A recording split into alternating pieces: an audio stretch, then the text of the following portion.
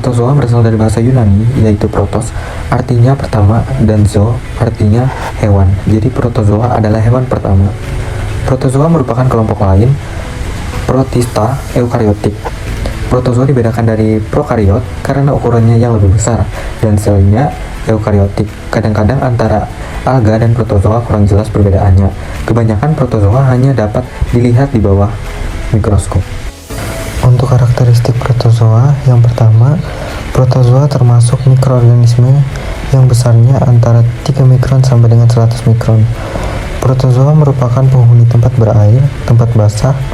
Bila dalam keadaan kering, maka akan membentuk kristal. Yang kedua, pada umumnya protozoa bersel satu, tetapi ada beberapa spesies membentuk koloni. Yang ketiga, protozoa berdinding selaput plasma tipis. Bentuknya bermacam-macam, ada yang tidak tetap dan ada yang tetap. Yang keempat, memiliki pelikulus, dan beberapa mempunyai cangkang kapsul, berflagela, bersilia, dan berspora. Yang kelima, sitoplasma protozoa sebagian besar tidak berwarna, tetapi beberapa spesies kecil, misalnya Stenor quereleus berwarna biru dan Leprosma lateria berwarna merah atau merah muda. Yang keenam, alat gerak pada protozoa bermacam-macam, dari yang sederhana berupa pseudopodia sampai flagella dan silia. Selanjutnya, reproduksi protozoa. Secara seksual, reproduksi aseksual umum adalah pembelahan bimer. Sebagian lagi protozoa melakukan reproduksi seksual dengan penyatuan sel generatif atau sel gamet, atau dengan penyatuan inti sel vegetatif. Reproduksi seksual dengan penyatuan inti vegetatif disebut konjugasi. Lalu pembelahan longitudinal dan transversal masing-masing terjadi pada flagellata dan ciliata. Beberapa protozoa memiliki siklus hidup kompleks dan memerlukan 2 inang berbeda. Namun beberapa protozoa hanya melibatkan 1 inang untuk menyelesaikan siklus hidupnya. Saya akan melanjutkan yaitu ciri-ciri protozoa. Yang pertama ada organisme uniseluler atau bersel tunggal. Yang kedua eukariotik atau memiliki membran nukleus.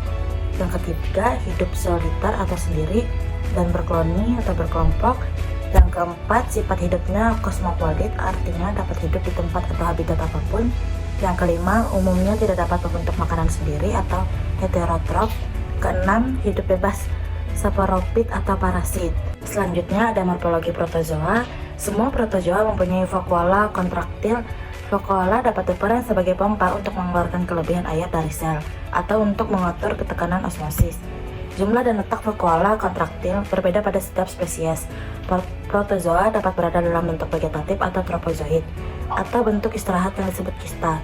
Protozoa pada keadaan yang tidak menguntungkan dapat membentuk kista untuk mempertahankan hidupnya.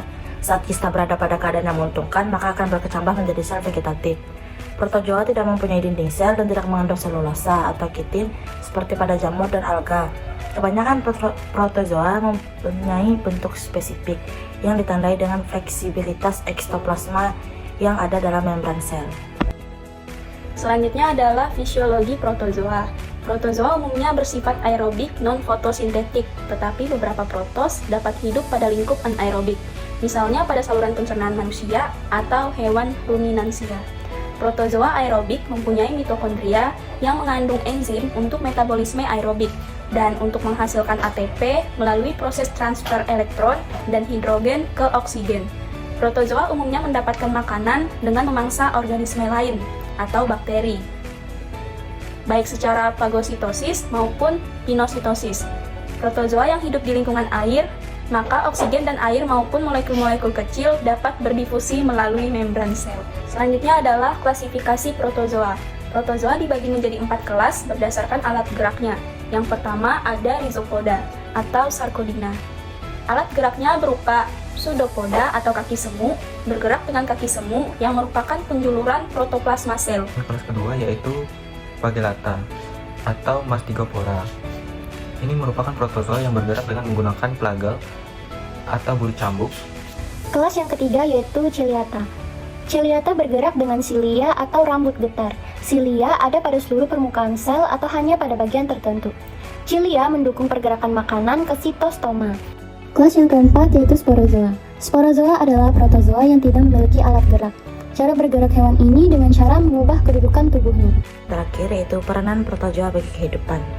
Peran yang menguntungkan, pertama ada mengendalikan populasi bakteri, sebagai protozoa memangsa bakteri sebagai makanannya, sehingga dapat mengontrol jumlah populasi bakteri di alam. Yang kedua, sumber makanan ikan di perairan. Sebagian protozoa berperan sebagai plankton dan bentos yang menjadi makanan hewan air, terutama udang, kepiting, ikan, dan lainnya. Ketiga, yaitu indikator minyak bumi. Fosil foraminifera menjadi petunjuk sumber minyak, gas, dan mineral. Keempat, bahan penggosok. Endapan radiolaria di dasar laut yang membentuk tanah radiolaria dapat dijadikan sebagai bahan penggosok. Dan yang terakhir, peran merugikan, yaitu protozoa menyebabkan penyakit pada manusia dan hewan ternak.